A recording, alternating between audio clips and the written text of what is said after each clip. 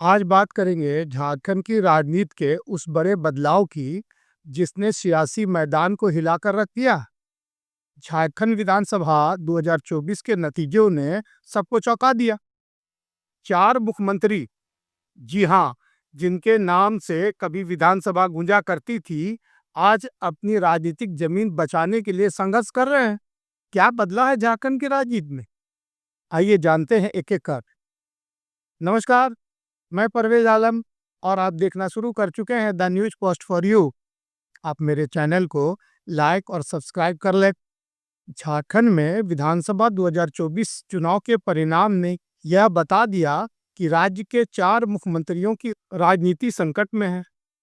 इस चुनाव में पूर्व मुख्यमंत्री चंपाई सोरेन और बाबूलाल मरांडी खुद किसी तरह से चुनाव जीतने में सफल रहे, लेकिन वो अन्य सीटों पर बीजेपी एनडीए उम्मीदवारों को जीत नहीं दिला सके। वहीं 2 पूर्व मुख्यमंत्रियों अर्जुन मुंडा और मधु कोड़ा की पत्नी भी चुनाव हार गई। पहले बात करते हैं चंपाई सोरेन की। अपनी सीट तो उन्होंने किसी तरह बचा ली, लेकिन अपने बेटे बाबूलाल सोरेन को घाटशिला से जीत नहीं दिला सके। बीजेपी को आदिवासी इलाके में केवल 1 सीट मिली, और वह भी इसलिए क्योंकि चंपाई सोरेन ने जेएमएम से बीजेपी का दामन थाम लिया था। सोचिए, अगर ऐसा नहीं होता तो बीजेपी शायद इस बार फिर खाली हाथ होती। अब आते हैं मधु कोड़ा पर।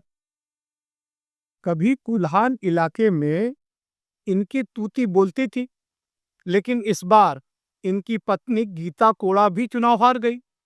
2009 से लेकर 2019 तक कोड़ा परिवार की राजनीति मजबूत दिखती थी, लेकिन इस हार के बाद सवाल उठता है, क्या कोड़ा परिवार का राजनीतिक जादू खत्म हो रहा था? इस लोकसभा और विधानसभा चुनाव परिणाम के बाद यह साफ हो गया है कि मधु कोड़ा की कोल्हान इलाके में अब पहले जैसी पैठ नहीं रह गई। बात करते हैं अर्जुन मुंडा की। अर्जुन मुंडा 2024 खूंटी से लोकसभा चुनाव हारे, और अब उनकी पत्नी मीरा मुंडा भी चुनाव नहीं जीत पाई। अर्जुन मुंडा ने अपने परंपरागत खरसावां विधानसभा सीट की जगह कोटका विधानसभा क्षेत्र से अपनी पत्नी मीरा मुंडा को चुनाव मैदान में उतारा था, लेकिन मीरा मुंडा भी यहां से बड़े अंतर से जेएमएम प्रत्याशी संजीव सरदार से चुनाव हार गई। ये हार बीजेपी के लिए एक बड़ी चिंता का कारण है। आइए बात करते हैं बाबूलाल मरांडी की। बीजेपी प्रदेश अध्यक्ष बाबूलाल मरांडी ने अपनी सीट बचा ली, लेकिन उनकी अगुवाई में बीजेपी की 4 सीटें कम हो गई। मरांडी के लिए जीत आधी अधूरी मानी जा रही है। वर्ष 2019 में बीजेपी को 25 सीट मिली थी, पर इस बार बीजेपी को सिर्फ 21 सीट पर संतोष करना पड़ा। चुनाव के कई महीने पहले बीजेपी नेतृत्व की ओर से बाबूलाल मरांडी को प्रदेश अध्यक्ष पद की जिम्मेवारी सौंपते हुए पूरी छूट दी गई थी, लेकिन इसके बावजूद सीटें कम हो जाना बाबूलाल मरांडी के लिए व्यक्तिगत रूप से तगड़ा झटका है, और यही वजह है कि बाबूलाल मरांडी अध्यक्ष पद से इस्तीफे की पेशकश कर रहे हैं। बता दें, चुनाव परिणाम के पहले बाबूलाल मरांडी के समर्थक उन्हें सीएम फेस के रूप में पेश कर रहे थे, लेकिन अब बाबूलाल मरांडी की उम्र 66 वर्ष हो गई है, और 5 साल बाद जब चुनाव होगा तो उनकी उम्र 71 वर्ष हो जाएगी। ऐसे में आने वाले चुनाव तक खुद को प्रासंगिक बनाए रखना भी बाबूलाल मरांडी के लिए बड़ी चुनौती होगा।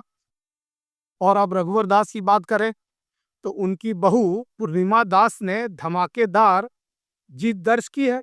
परिवारवाद का ये नया अध्याय झारखंड की राजनीति में आगे कितना जाएगा, ये देखना दिलचस्प होगा।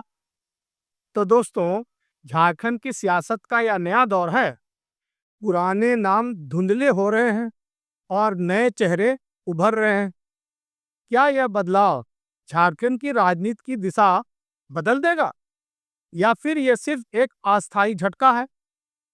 कमेंट करके जरूर बताएं, और जुड़े रहिए हमारे साथ ऐसी ही सियासी कहानियों के लिए। हम मिलेंगे अगले वीडियो में। तब तक के लिए नमस्कार, झारखंडी जोहार।